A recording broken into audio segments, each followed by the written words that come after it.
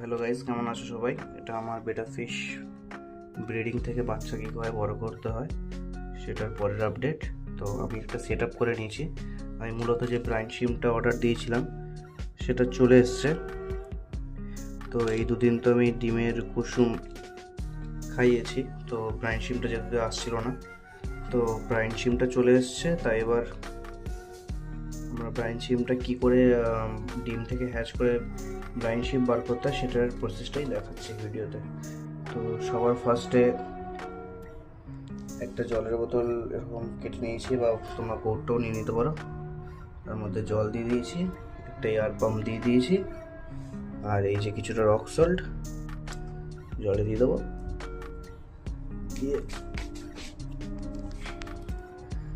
একটু নাড়িয়ে দেবো জলটা, যাতে একটু রক সল্ট যেটা দিলাম একটু গুলে যায়। ঠিক আছে, ব্রাইন শিম হ্যাচের ক্ষেত্রে রক সল্টটা আর এয়ার পাম্পটা মাস্ট। এই দুটো না হলে কিন্তু ব্রাইন শিম হ্যাচ ঠিকভাবে হবে না, অথবা নাও হতে পারে। ঠিক আছে, তো এই যে ব্রাইন শিম, এরকম ক্যাপসুল থাকে ভেতরে, এই যে এরকম ক্যাপসুল। এবার আমরা মূলত এর মধ্যে 3টে ক্যাপসুলই দেবো, বেশি ক্যাপসুল দেবো না। আর এয়ার পাম্পটা একটু চালিয়ে দেবো।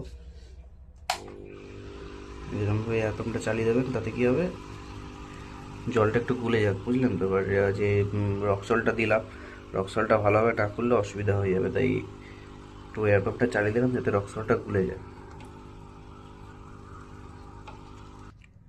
তো আমাদের রক সল্টটা মোটামুটি গুলে গেছে। ক্যাপসুল থেকে শ্রিম্পের এগগুলো বার করে দিয়েছি, জলে দিয়ে দেবো।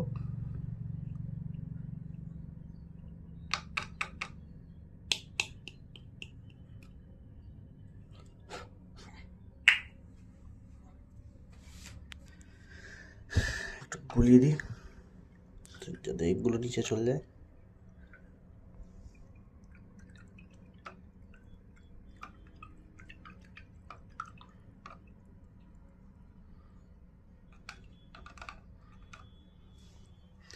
এবার কিছু না, সেট আপটার ইয়েটা চালিয়ে দিতে হবে, মোটরটা। যেরকম অক্সিজেনটা চালু করে দেবে, আর বাদ বাকি সেটা তো দেখিয়ে দিলাম। এটা মোটামুটি এখন কত ঘন্টা লেখা আছে একবার দেখিয়ে দাঁড়াও, কিছু ইনস্ট্রাকশনও থাকবে। তো হ্যাচিং ইন 24 ঘন্টা লেখা আছে। তো এটা 24 ঘন্টা এরকমভাবে এখন আমি রেখে দেবো। তারপর 24 ঘন্টা পর যখন দেখবো, তখন হয়তো দেখবো হ্যাচ হয়ে গেছে।